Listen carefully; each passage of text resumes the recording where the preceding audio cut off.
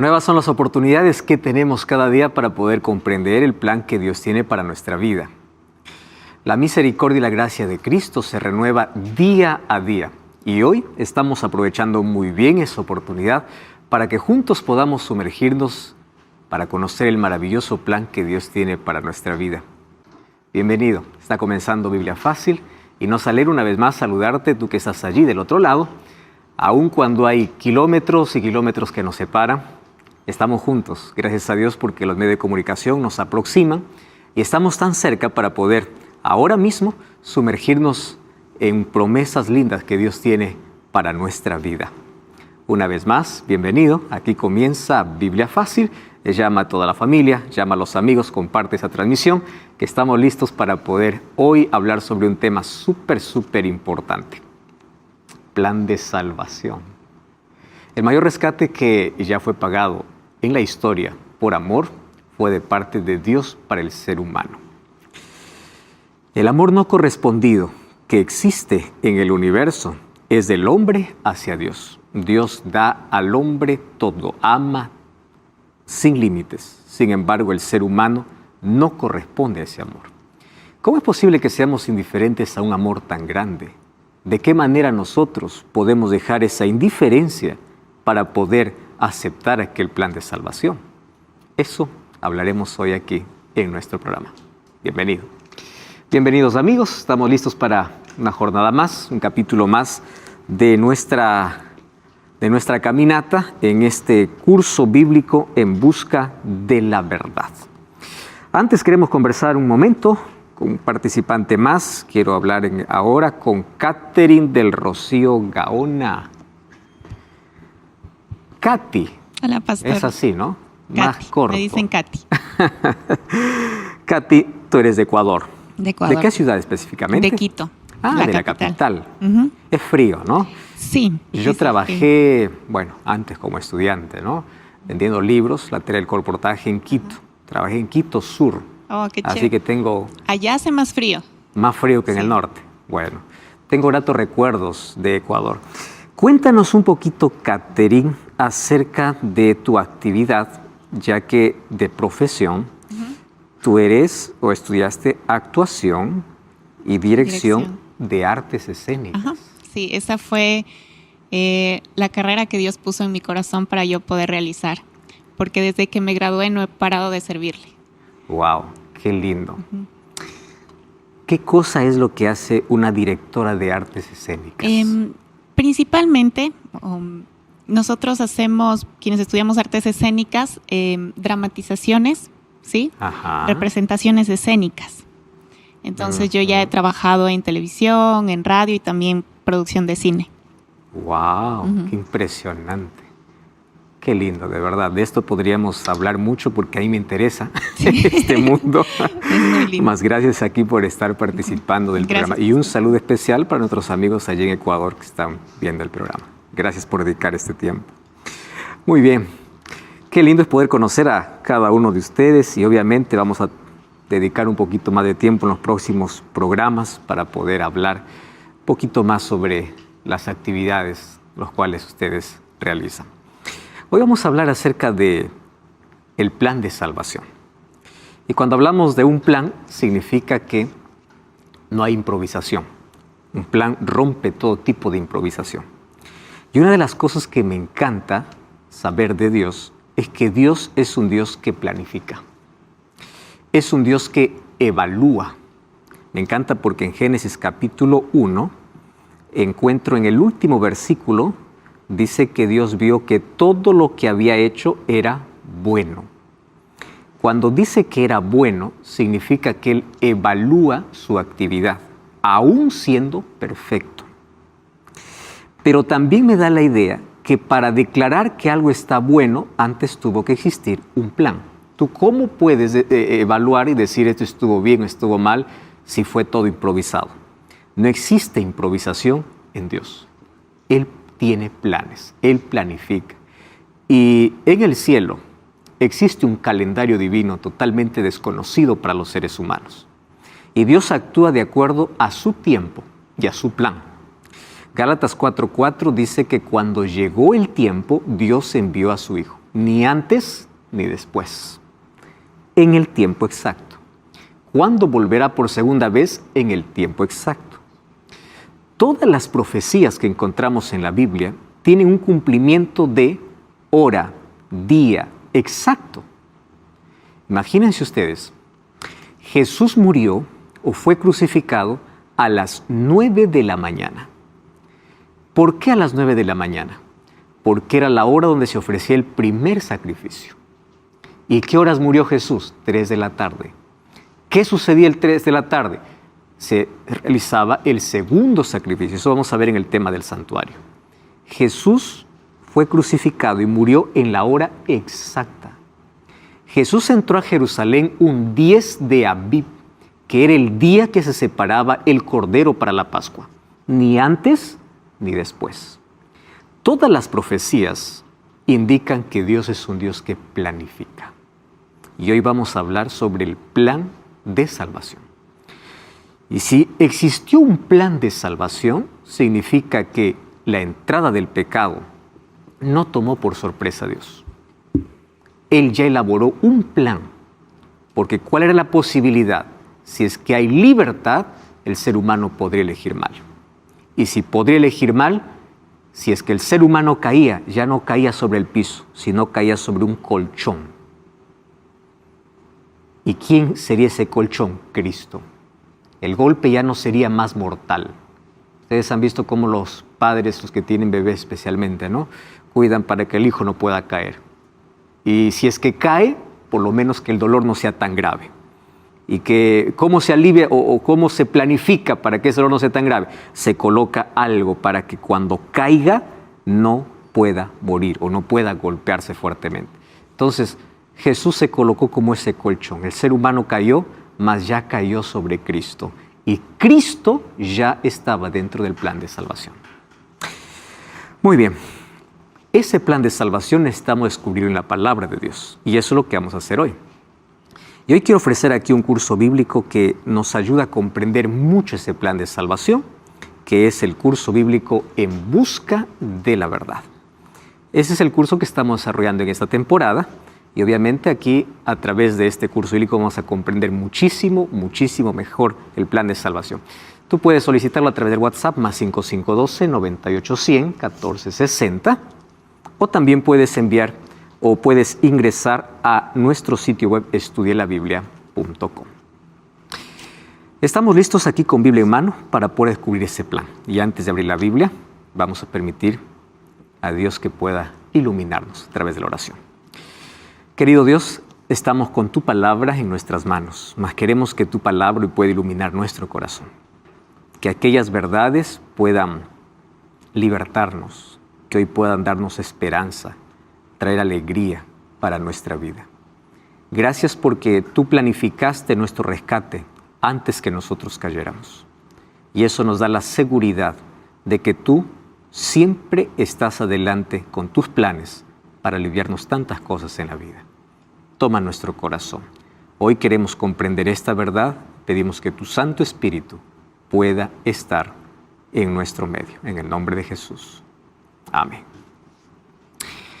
Me encanta una frase para hablar acerca del plan de salvación. Antes que ocurra el problema, Dios ya tiene la solución. Y me encanta pensar en esto porque eso también se aplica a mi vida. A veces nos ahogamos y nos desesperamos ante un problema. Dios ya tiene la solución antes que suceda el problema. Eso me da la seguridad que yo debo simplemente confiar. Nadie fabrica un candado sin llave. Hay muchos candados que nos aprisionan en la vida, pero Cristo ya tiene la llave para abrirlas todas. Y el mayor candado y la mayor prisión en la cual el ser humano pudo caer se llama pecado. Y vamos a ver cómo es que Cristo nos rescató de eso, cómo es que elaboró Él aquel plan de salvación. Haciendo un breve repaso, apenas uniendo nuestra lección anterior, que ya hablamos sobre la entrada del pecado, quiero resaltar algunas cosas interesantes. Cuando Dios crea este mundo, lo crea porque en su soberanía Él determina, ¿correcto? Él es Dios y Él planifica y Él quiere crear seres humanos, solo que los seres humanos serían diferentes a todos los seres que Él ya había creado. Ustedes saben que nosotros como seres humanos tenemos un privilegio muy especial. Y ese privilegio especial es que el ser humano tiene ciertas características que otros seres no tienen. Cuando nosotros vamos al libro de Apocalipsis, encontramos otros seres creados. Seres que están llenos de ojos, seres que tienen rostros diferentes. Mas el ser humano es totalmente distinto. Es el único ser que puede reproducirse, que puede procrear. El único ser. El único ser. Ahora, ¿qué cosa es lo que nos une a todos los seres, a todas las criaturas que Dios hizo? Es que todos tuvieron, así como nosotros, libertad e inteligencia. Claro, los ángeles, como ya vimos, son más poderosos. Ellos tienen ciertas cualidades y características diferentes a los seres humanos, pero no son iguales a los seres humanos. Y el ser humano llegó a ser la obra maestra de Dios. Cuando Dios crea este planeta y la rebelión ya sucede en el cielo, Satanás tiene como blanco arruinar aquello que Dios había creado. ¿Y por qué razón? Porque en toda su rebeldía, cuando él se rebeló contra el gobierno de Dios, y aquí voy a hacer un paréntesis, rebelarse contra el gobierno de Dios significa rebelarse contra la ley de Dios. ¿Por qué razón? Porque no existe gobierno sin ley. Eso veremos en un próximo capítulo. Entonces, al rebelarse contra el gobierno de Dios, está rebelando contra su ley. ¿Qué cosa hace Satanás? Como él ya sabe que ha perdido, él se da cuenta de su rebelión. Y él tiene un falso arrepentimiento en el sentido de yo me arrepiento, pero quiero la misma posición, no había arrepentimiento. Lo que había él apenas es remordimiento más que arrepentimiento. Y allí el cielo se cierra para él. Después de tantas oportunidades que él tuvo, finalmente se cierra la gracia para él. Entonces él tiene en su mente un plan. ¿Y cuál es el plan? Arruinar la creación de Dios. Si había algo con el cual podría hacer doler tanto el corazón de Dios, es con la última criatura que había creado. ¿Por qué razón? Imagen y semejanza de Él. Entonces Él elabora un plan. ¿Cuál es ese plan? Arruinar todo lo perfecto. Dios, cuando crea a Adán y Eva, le entrega este planeta que Él había hecho. Él había primero creado todas las condiciones para que exista la vida, y cuando ya está todas las condiciones para la vida, recién crea al hombre. Por eso el hombre es creado en el 6º día. Antes es creado todas las condiciones. Así como un padre o los padres primero allí ya crean la cuna para que cuando nace el niño ya tenga dónde ir. Dios creó la cuna, que es este mundo, para que cuando el ser humano existiese, tenga todas las condiciones favorables. Cuando es creado Adán del polvo de la tierra, presten atención, todas las cosas fueron creadas con su palabra. Adán no. Adán fue creado con la mano de Dios. Dios no dijo, haya Adán o exista Adán. No. Él lo hizo un muñeco en la tierra. ¿Cuál es la diferencia para que ese muñeco de barro sea un ser viviente? El soplo de vida. Sopló en su nariz, y aquí viene la primera lección. Lo primero que vio Adán cuando nació de la tierra, ¿qué cosa fue? El rostro de Dios. ¿Cómo estaba Adán? En el polvo. Era un muñeco. Dios sopla en su nariz, se convierte en un ser vivo. Cuando abre los ojos, ¿qué es lo primero que ve? El rostro de su creador. Es lo primero. Le levanta y ya le da actividades. Ahora, presten atención aquí, porque Dios le entrega el dominio del planeta en sus manos. ¿Qué cosa le dice a Adán? Tú vas a ser el señor de los animales, de las aves, de las plantas. O sea, tú vas a ser el administrador. Yo soy el dueño, pero tú eres el administrador. ¿Qué hace Satanás? Cuando tienta a Adán y Eva, ¿qué cosa es lo que pierde Adán y Eva? El dominio. Y el dominio que estaba en manos de Adán y Eva, ¿pasa a quién? A Satanás. ¿Y Satanás qué cosa se cree? El dueño. Se cree el príncipe, Jesús mismo lo llamó como el príncipe de las tinieblas. Tanto así que hasta el propio Jesús, ¿qué cosa le dice? Todo esto te daré si postrado me adoras. ¿Qué cosa creía Satanás? El dueño. Pero él no hizo nada. Él apenas es el usurpador. Él apenas adquirió el dominio que el ser humano le dio. Entonces, como el ser humano le entregó el dominio, Satanás aquí se deleita en hacer lo que quiere. Mas Dios colocó un punto final para eso y eso está en la Biblia. Mas, ¿cómo llegaría hasta ese punto final? A través de un plan de salvación. Me encanta porque en el plan de salvación, antes que Cristo diga, haya luz, en la eternidad se dijo, haya cruz. ¿Por qué? La cruz ya era el plan de rescate si el ser humano caía en pecado. Cuando entró el pecado, todo lo perfecto, la perfección que había en el ser humano y en la naturaleza se desequilibró, se degradó. El ser humano perdió vitalidad, perdió la lozanía, los árboles se marchitaron, no existía muerte antes de ello. Los animales, ninguno era carnívoro, ninguno era feroz. Toda esa armonía se rompió. Pero así como Dios tenía un plan para rescatar al ser humano si éste caía eligiendo mal o haciendo un uso malo de su libertad, Satanás elaboró un plan simple. Y ese plan continúa hasta hoy. Ya lo vimos eso en el capítulo anterior.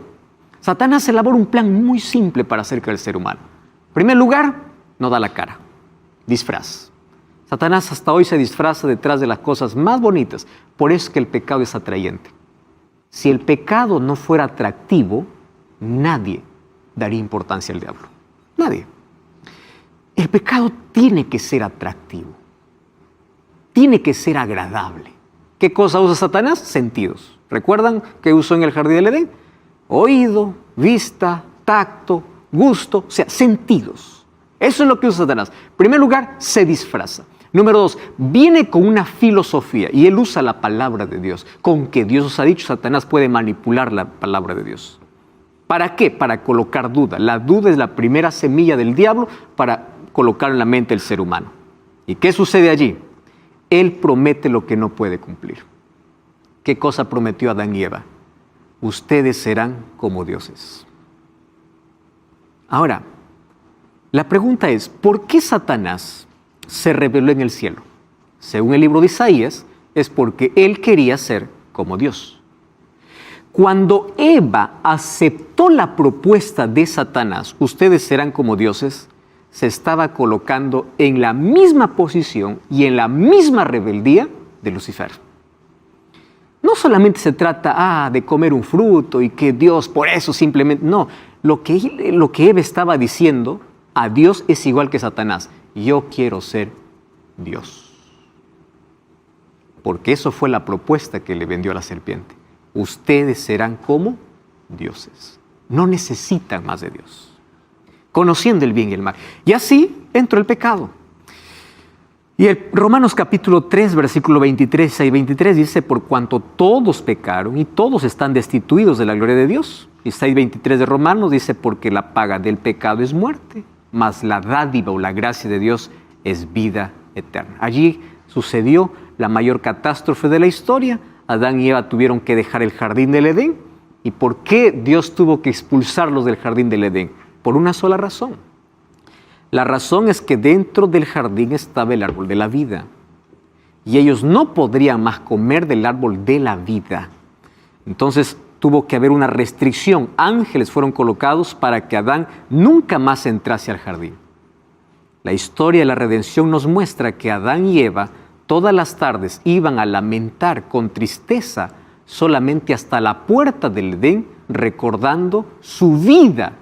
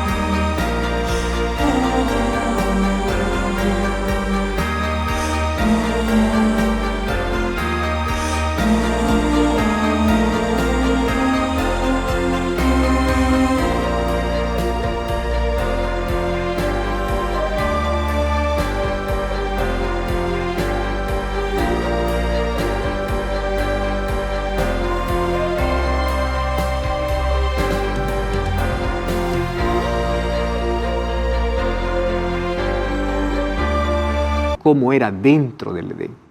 Pero después del pecado entró la maldición, el dolor, el espinos y cardos y todo el sufrimiento que ahora nosotros vemos. Katy. Sí, quería preguntar si Dios todo lo sabe. Sí. ¿Satanás también todo lo sabe? No, Satanás no es omnisciente. Porque es así, Dios sabía que el hombre iba a caer. Sí. Y aunque Satanás también tentó a Jesús, sabía que Jesús no lo iba a hacer. Entonces, cuando Satanás tentó al hombre, sabía que el hombre iba a caer, y cuando tentó a Jesús, sabía que no iba a caer. No, Satanás no tiene la capacidad o no tiene el atributo divino de ser omnisciente. La omnisciencia solamente es de Dios. Entonces, Satanás, cuando tentó a Jesús, él se fue sabiendo que iba a caer, porque empleó incluso el plan del Edén, solo que ahora en el desierto Jesús estaba con una desventaja, 40 días que no había comido. Adán y Eva todos los días comían. Se fue con el mismo plan. Se fue pensando que igual así como hizo caer a Adán y Eva en el Edén, iba a hacer caer a Cristo, porque recordemos que Cristo ahora estaba en forma humana. Entonces, él no sabía. Todos sus intentos fallidos contra Dios, él siempre pensó que iba a ganar. Okay. En ese caso pasaría lo mismo con nosotros. O sea, él nos tienta y nosotros tenemos libre albedrío. Exactamente. Okay. Él puede tentar todo lo que quiere. Él arma todo su plan. Su plan no es muy diferente. Lo único que entra en su plan es que para cada ser humano tiene una carnada diferente. Pero la estrategia es la misma. Porque él sabe cuál es nuestra inclinación. Él no pierde tiempo en tentarnos en algo que sabe que no vamos a ceder. Él sabe nuestras inclinaciones. Y es por allí que él tienta. Pero el hecho de que demos la victoria a él o no, eso él no lo sabe. Por eso ahí va a depender de nuestra libertad. Muy bien, ¿cómo afectó el pecado? El pecado afectó nuestra naturaleza, porque la imagen perfecta de Dios que estaba en el ser humano comenzó a degradarse. ¿Cuál es el plan de salvación? El plan de salvación es restaurar la imagen perdida de Dios en el ser humano. Y cuando hablamos de la imagen de Dios, estamos hablando específicamente del carácter de Dios. Ustedes saben cuál era la ropa que tenía Adán y Eva. Antes no tenían ropa, ¿no? Ellos estaban vestidos, dice, de un manto de luz. No era tejido, no era de algodón, no era de algún material. Era un manto de luz. Lo primero que perdieron cuando ellos pecaron es que se vieron desnudos. ¿Cómo sabían que estaban desnudos? Perdieron el manto de luz. Y ese manto de luz representaba el carácter que ellos tenían, un carácter perfecto. ¿Qué cosa hizo el pecado? Se instaló en el ser humano, en la naturaleza del ser humano, y se corrompió, comenzó la degradación. ¿Qué cosa hace entonces Dios? Dios quiere restaurar aquella imagen perdida. Entonces, ¿cómo afectó el pecado? Afectó las relaciones interpersonales y con Dios. Hasta ahí nunca habían tenido un problema. A partir de ahí tuvieron el primer problema, ¿no? El primer problema comienza con echar la culpa al otro. Yo no soy el culpable, tú eres el culpable. Sentimiento de temor y deseo de ocultarse de Dios comenzó con el pecado. Evadir la responsabilidad ante un problema, cada uno culpando al otro. Se culpa a Dios de forma indirecta por las tragedias que surgen en la vida.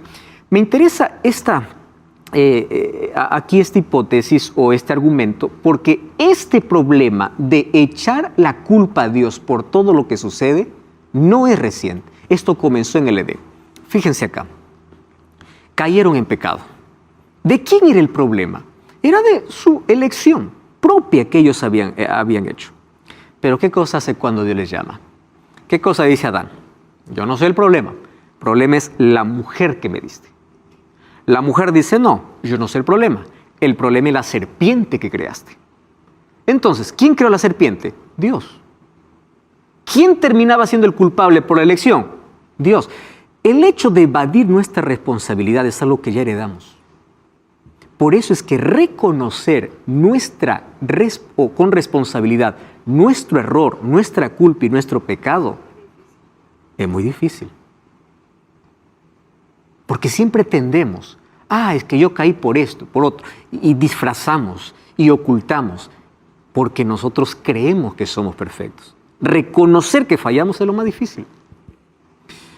Ahora, sobrevino una maldición a este planeta, la tierra dejó de producir con vigor, vino el trabajo con sufrimiento, la muerte entró en la vida del ser humano, Génesis 3:22. ¿Cuál es nuestra condición? Génesis 6:5, vio Jehová que la maldad de los hombres era mucha sobre la tierra y todo designio de los pensamientos del corazón era solamente hacia el mal. Maldad, pensamientos, mal. Eso es nuestra condición. Solo maldad. Corazón humano está lleno de maldad. Número 2, Salmo 51:5, dice David, en maldad he sido formado y en pecado me concibió mi madre. Fui formado en maldad. Mateo 15:19, porque del corazón salen los malos pensamientos, los homicidios, los adulterios, fornicaciones, hurtos, falsos testimonios y blasfemias. Por eso es que aquí viene el peligro, ¿no? Decimos, miren, ese es un corrupto. ¿Cuántas veces te quedaste con un vuelto del mercado? Eso es corrupción. Cuando tú dices, él es un adúltero, ¿cuántas veces adulteraste en tu mente? Que el problema no solamente son acciones, como vimos. El problema de pecado está dentro de nuestra propia naturaleza. Esa es nuestra condición. Entonces, cuando reconocemos que somos pecadores, recién valorizamos la salvación. Recién buscamos a Cristo como Salvador. Para ir al médico, primero hay que reconocer que uno está enfermo. Rebeca y luego Catherine.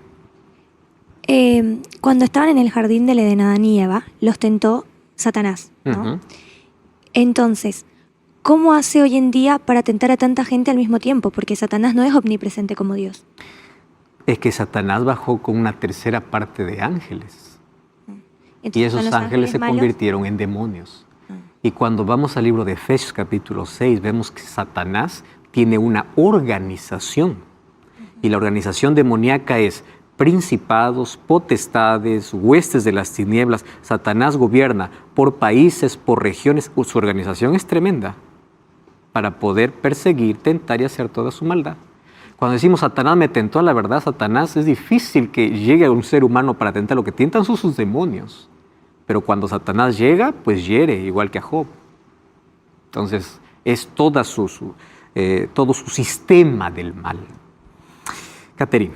Sí, hablando de la tentación. Si yo me gusta un hombre que no es mi esposo, uh-huh, pero ya lo vi, me gustó, y uh-huh, digo, no, como si el Espíritu Santo me dijera, no, Katy, y digo, no. Pero si ya lo pensé, ¿es una tentación o yo lo puedo tomar como que Dios me ayudó a vencer esa uh-huh, tentación? Exactamente. Pero yo ya lo pensé. Nuestra naturaleza pecaminosa siempre va a ser inclinada al mal. Aquel que dice yo nunca deseé, nunca pensé, está mintiendo. ¿Correcto? Una cosa es tener el deseo y otra cosa es ceder. Ahí hay una diferencia enorme. Si Eva hubiese escuchado a la serpiente y no hubiese recibido el fruto, ahí hubiese quedado todo. O sea, la tentación nunca es pecado, porque Jesús fue tentado. Lo que es pecado es ceder a la tentación. Si Eva solo hubiera pensado en comerse la fruta y luego uh-huh, se arrepiente, porque también está de que... No hubiese existido arrepentimiento porque no hubiese habido transgresión, porque uh-huh, ¿cuál era la ley? No comerás uh-huh, del fruto. Hace rato usted habló de si ya lo pensaste, también ya pecaste. Uh-huh. Nuestra naturaleza de pecado, pecaminosa, ya nos lleva a desear el mal. Entonces, el pecado se fabrica en la mente, pero se ejecuta con acciones. Entonces, ¿dónde está el problema del pecado? No está en la acción, está donde nace. Adán y Eva no tenían esa naturaleza. Ellos no podían desear el mal porque no tenían la naturaleza del mal. En cambio, nuestro problema ya es profundo por causa del pecado. porque nosotros antes de actuar ya lo deseamos, pero también depende de nosotros si lo ejecutamos. Vamos a una brevísima pausa, no cambies el canal, estamos de regreso. Que Biblia Fácil.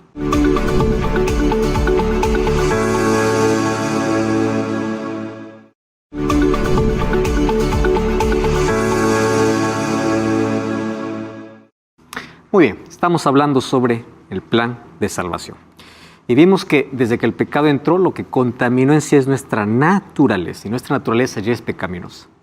Y cuando hablamos de naturaleza pecaminosa, ahí tenemos que hacer una pequeña diferencia. Catherine, ahora tomando tu pregunta antes de ir a la pausa. El ser humano es tentado por Satanás porque sabe la inclinación. Depende del ser humano en ceder. Pero existen también dos maneras de ejecutar el pecado. Mentalmente o libremente, físicamente, ¿no? Jesús ya habló en Mateo capítulo 5.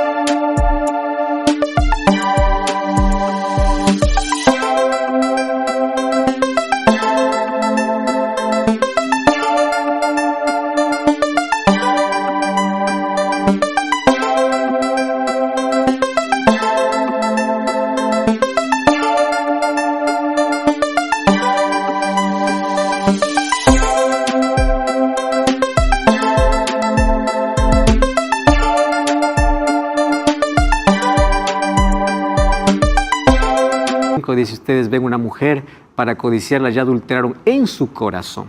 Entonces, eso va más allá del deseo que uno puede tener de abrigar el pecado y de ejecutar el pecado en la mente. Entonces, por eso es que todos somos pecadores, todos, absolutamente todos. Y es allí donde, al reconocer nuestra condición, buscamos a Cristo como Salvador, porque Él es el único que puede transformar nuestro corazón. Cuando hablamos de transformación de corazón, ¿qué cosa es lo que Dios cambia? La mente. Ese es el cambio de corazón. Cambia la mente, cambian tus acciones. Yo no puedo controlar mi boca porque siempre... No, el problema no es tu boca, el problema es tu cabeza. No puedes controlar algo que no puede ser. No, el problema no es tu acción, el problema es el corazón o la mente que está contaminada. Valeria.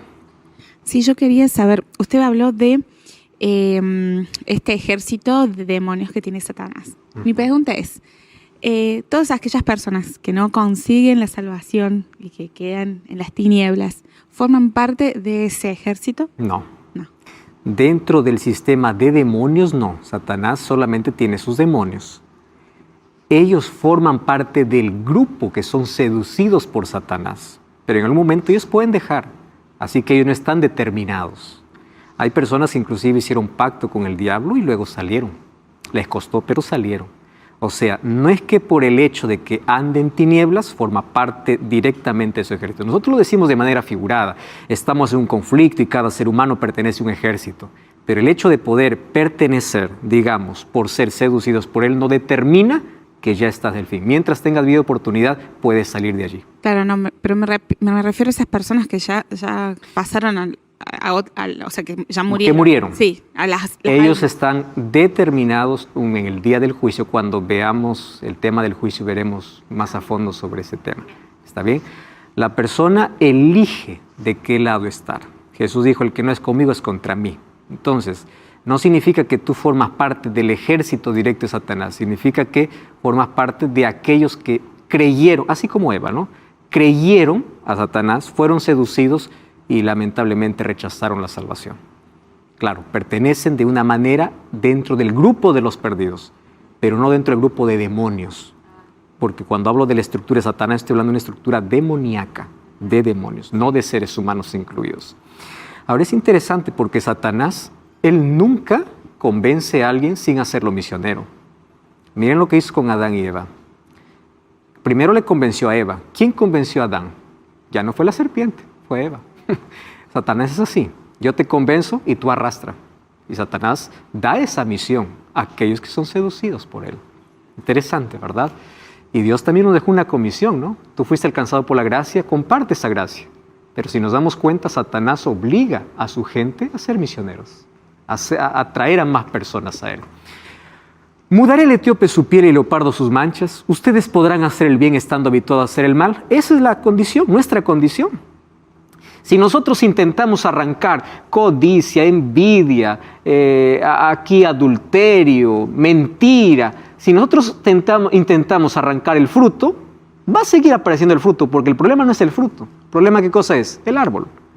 Entonces, el problema no son las acciones, el problema es nuestra naturaleza.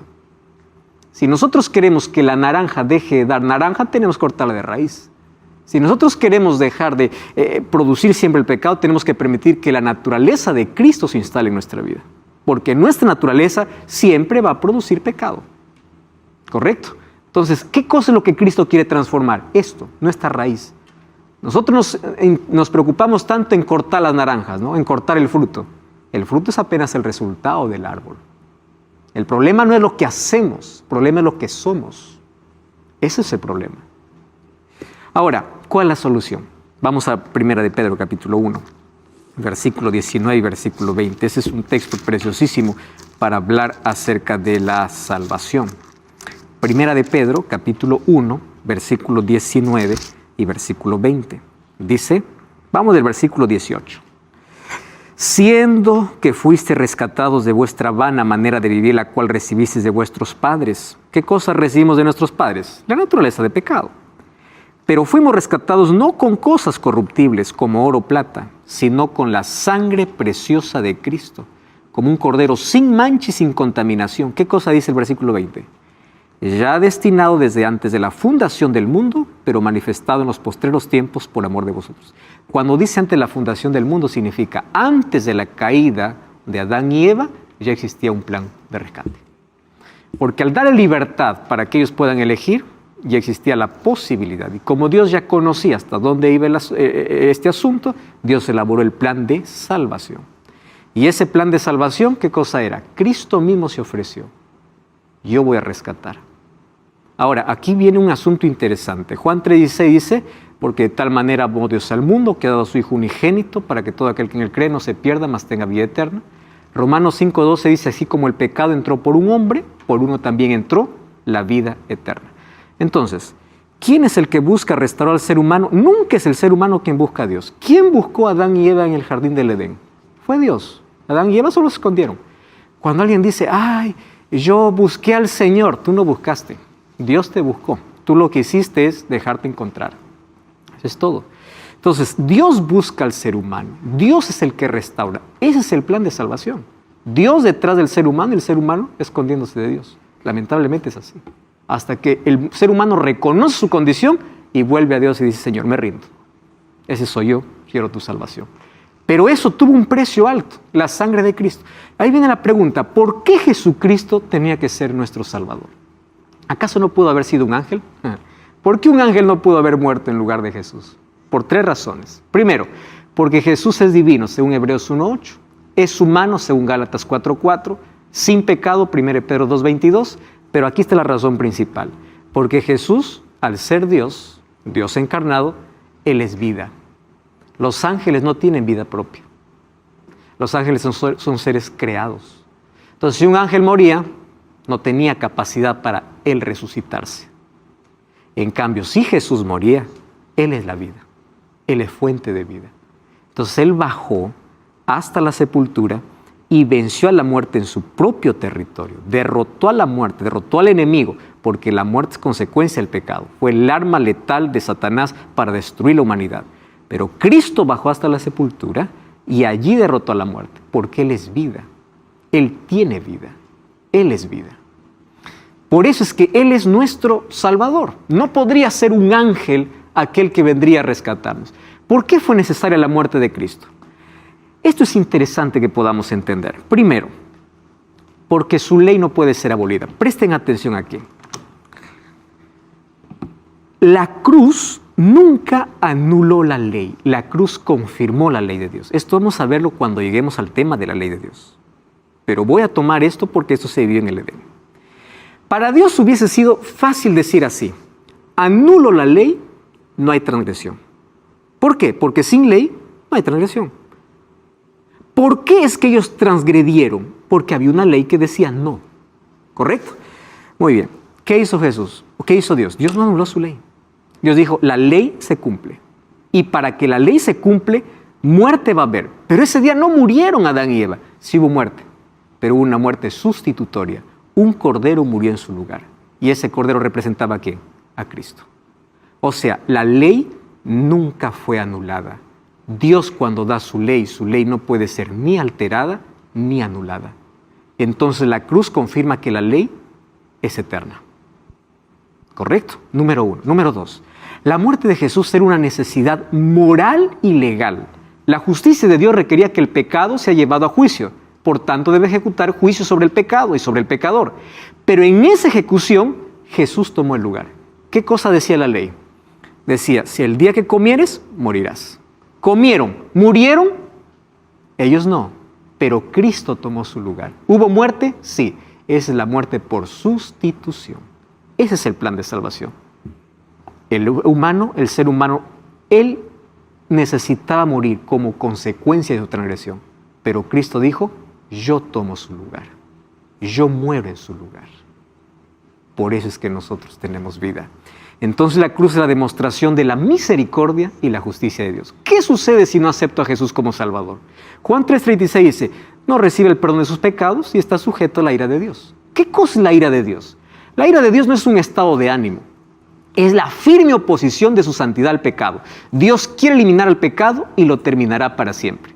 Número 2, cuando rechaza a Jesús, el ser humano se convierte en siervo de Satanás y tendrá las consecuencias inevitables que causa el pecado. Les explico esto.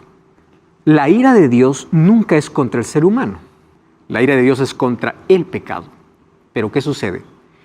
Cuando el pecado enraizado en el ser humano libremente rechaza la gracia de Dios, quiere decir que el ser humano está eligiendo la muerte, porque está rechazando a Cristo, que es vida. Este es el peligro. Entonces, cuando Dios quiere eliminar el pecado, Dios no puede separar el pecado del pecador.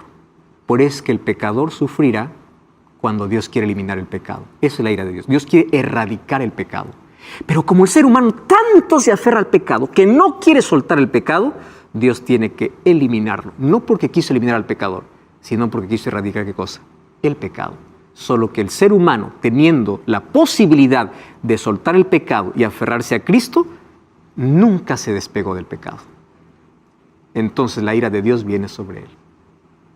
No porque quiso destruir al pecador, sino porque el ser humano nunca aceptó la gracia de Cristo. Entonces fíjense, el problema no es ser pecador. Para muchos puede parecer muy fuerte esto, porque el pecado tiene solución. El problema es rechazar la gracia de Jesús. Ese es el problema. Porque lo que yo no puedo hacer, Dios lo puede hacer. Y esto es un proceso, no es un cambio repentino. La vida cristiana es una lucha. Hay personas que desisten porque dicen, yo no puedo vencer, no puedo. Insiste, persevera. La salvación no es para los que están venciendo todos los días el pecado. La salvación es para aquel que persevera en Cristo. Aquel que acepta la gracia de Cristo. Aquel que acepta la medicina para su herida. Y aunque su herida no sane inmediatamente, sigue recibiendo la gracia. Esa es la salvación. No se trata, yo abandono todo el pecado, porque todos somos pecadores y todos pecamos. El asunto es perseverar y nunca rechazar a Cristo en la vida. Tengo dos preguntas me parece, una de Rebeca y una de Antonio. ¿Es así? ¿Puedes? Pastor, quería preguntarle sobre Jesús. Dios ya había creado a Jesús antes de crear a los ángeles. Lo que pasa es que Jesús no fue un ser creado. Sí. Eso necesitamos analizar solo un tema sobre eso. Jesús es Dios, solo que es un Dios de los tres, Padre, Hijo y Espíritu Santo, diferente por tener dos naturalezas.